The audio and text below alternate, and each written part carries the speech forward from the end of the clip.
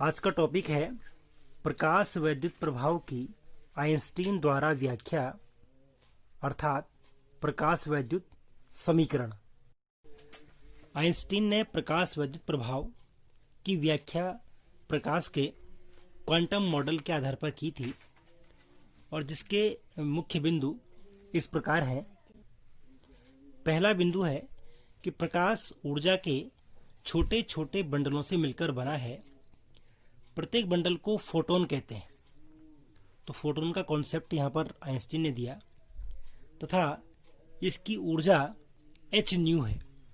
तो फोटोन की ऊर्जा कितनी हो जाएगी? फोटोन की ऊर्जा E is equal to h nu हो जाएगी। और यहाँ पर एच क्या है? एच प्लांक नियतांक है। प्लांक नियतांक है और जिसका मान होता है 6.6 इंटू 10 टू द पावर -34। ये प्लांक नियतांक का मान है। तो फोटोन की ऊर्जा कितनी है? E is equal to h new.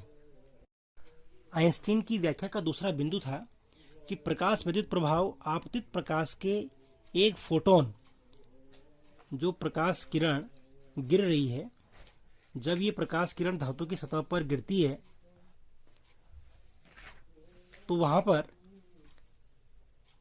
Photon की पूरी ऊर्जा एक इलेक्ट्रॉन द्वारा अवशोषित की जाती है या फोटोन और इलेक्ट्रॉन की टक्कर के पश्चात प्रकाश वैद्युत प्रभाव उत्पन्न होता है।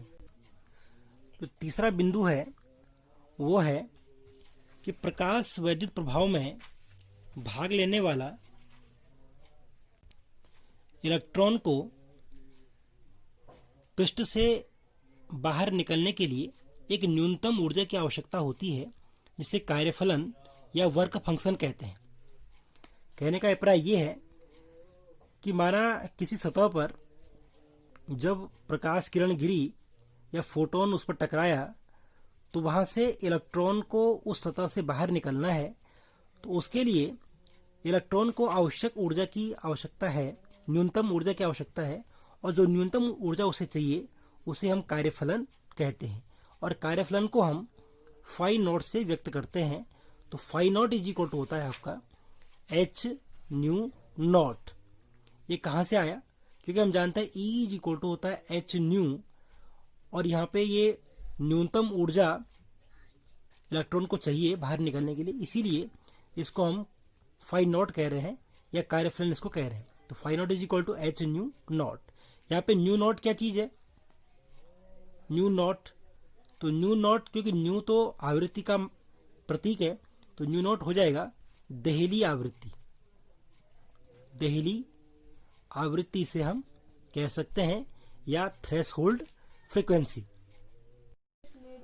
चौथा बिंदु है कि जब आपतित प्रकाश का एक फोटोन धातु के पृष्ठ पर आपतित होता है तो यह पूर्णतः अवशोषित हो जाता है।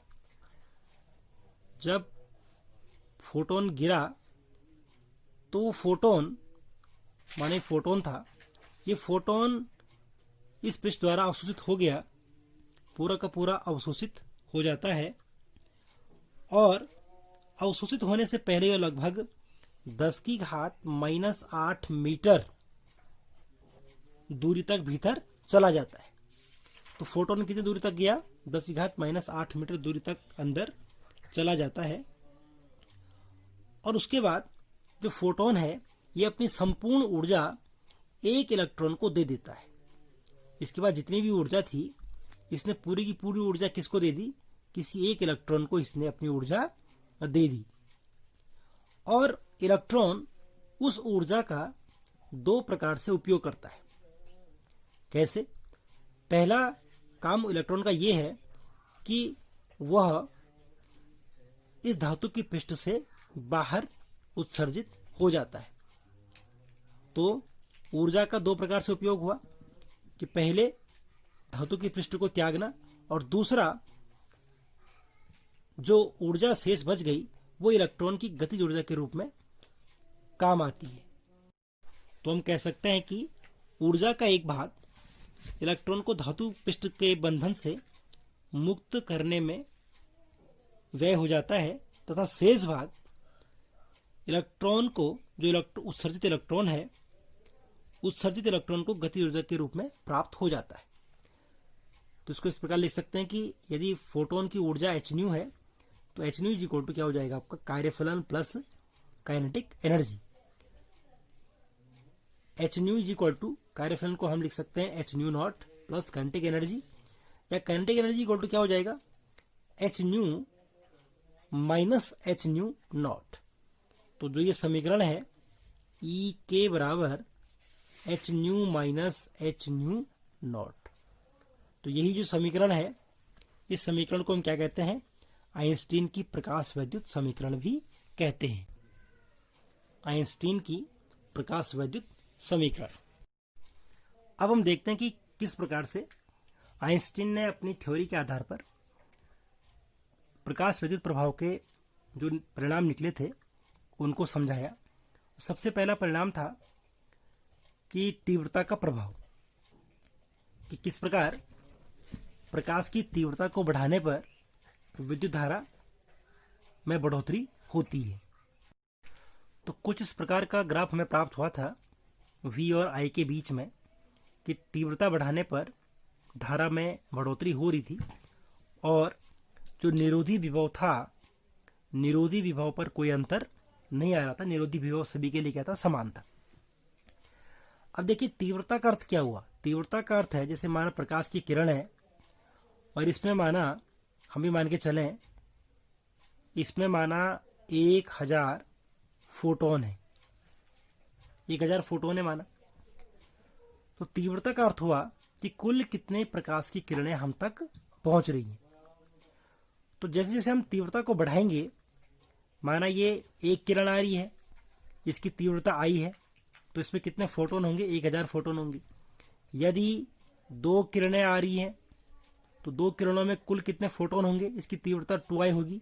फोटोन कितने हो जाएंगे, इसमें 2000 फोटोन हो जाएंगे। या 3 किरणें आ रही हैं तो इसकी तीव्रता 3i है, फोटोनों की संख्या कितनी हो जाएगी, इसमें 3000 हो जाएगी। तो जैसे जैसे तीव्रता बढ़ रही है वैसे वैसे फोटोनों की संख्या क्या हो रही है, बढ़ रही है। और जब फोटोनों की संख्या बढ़ेगी तो प्रकाश वैद्युत प्रभाव क्या कहता है कि प्रत्येक फोटोन, एक फोटोन के द्वारा एक इलेक्ट्रॉन, एक जो फोटोन होता है वो पूरी ऊर्जा एक इलेक्ट्रॉन को देता है।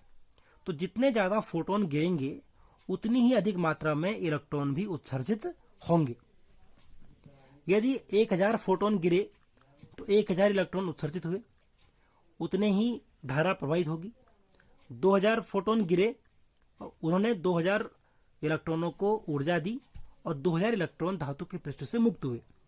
तो जैसे जैसे फोटोनों की संख्या बढ़ रही है उसी अनुपात में इलेक्ट्रॉनों की संख्या भी, या फोटो इलेक्ट्रॉनों की संख्या बढ़ रही है, और उसी अनुपात में प्रकाश विद्युत धारा भी बढ़ रही है। तो ये क्लियर हो गया कि तीव्रता बढ़ने से क्यों धारा बढ़ रही है। क्योंकि तीव्रता बढ़ने से क्या बढ़ रहा है, हम यहाँ पे संबंध बता सकते हैं कि तीव्रता बढ़ेगी तो फोटोनों की संख्या भी क्या हो जाएगी, बढ़ जाएगी। और फोटोनों की संख्या यदि बढ़ेगी तो इलेक्ट्रॉनों की संख्या भी बढ़ेगी, और इलेक्ट्रॉनों की संख्या बढ़ेगी तो धारा का मान भी क्या हो जाएगा, बढ़ जाएगा। तो एक संबंध है, इसके जरिए हम समझा सकते हैं कि कैसे तीव्रता बढ़ने से धारा, देखिए तीव्रता बढ़ रही है तो धारा भी बढ़ रही है। और दूसरा इसका जो रिजल्ट था वो ये था कि भाई क्यों निरोधी विभव पे परिवर्तन नहीं हो रहा है। तो देखिए बशर्ते फोटोनों की संख्या बढ़ रही है, फोटोन देखिए 1000, 2000, 3000 फोटोनों की संख्या बढ़ रही है, लेकिन फोटोनों की संख्या बढ़ने के साथ साथ इन फोटोनों की जो ऊर्जा है, इंपॉर्टेंट है, जो ऊर्जा होगी प्रत्येक फोटोन की ऊर्जा निश्चित ऊर्जा उसमें होगी, यानी कि प्रत्येक फोटोन की ऊर्जा समान है। तो हो क्या रहा है, संख्या तो बढ़ रही है लेकिन उनकी ऊर्जा में कोई परिवर्तन नहीं हो रहा है। तो फोटोनों की ऊर्जा, जो फोटोनों की, माना ये एक फोटोन यहाँ पे था 1000 वाले में तो इसकी ऊर्जा थी माना 10 इलेक्ट्रॉन वोल्ट। अगर हम ये माने 10 इलेक्ट्रॉन वोल्ट इसकी ऊर्जा है, तो 1000 की भी ऊर्जा, प्रत्येक की ऊर्जा 10 इलेक्ट्रॉन वोल्ट है। यहाँ भी प्रत्येक की ऊर्जा 10 इलेक्ट्रॉन वोल्ट है, यहाँ भी 10 इलेक्ट्रॉन वोल्ट है। ऊर्जा सबकी सेम है, तो ऊर्जा जब समान होगी तो उसका प्रभाव निरोधी विभव पर नहीं पड़ेगा। जो दूसरा रिजल्ट था आवृत्ति का प्रभाव, अर्थात यदि हम अलग अलग आवृत्ति का प्रकाश आपतित करें तो हमें क्या प्राप्त होता है। हमें ये देखने को मिलता है कि धारा का मान तो समान है, लेकिन निरोधी विभव का मान बदल जाता है। तो इस प्रकार से हमने यहाँ पे एक डॉटेड लाइन से ये ग्राफ को दिखा रखा है। अब आवृत्ति बदलने का अर्थ क्या है? हम अलग अलग आवृत्ति का प्रकाश उस प्लेट पे गिरा रहे हैं। इसका अर्थ ये हुआ हम उसका कलर, उसका रंग परिवर्तन कर रहे हैं। देखिए, दो प्रकार का प्रकाश यहाँ पे दिखा रखा है, एक नीले रंग का प्रकाश है, एक लाल रंग का प्रकाश है। तो दोनों में अधिक तरंग दैर्ध्य किसकी होती है? लाल रंग की तरंग दैर्ध्य अधिक होती है।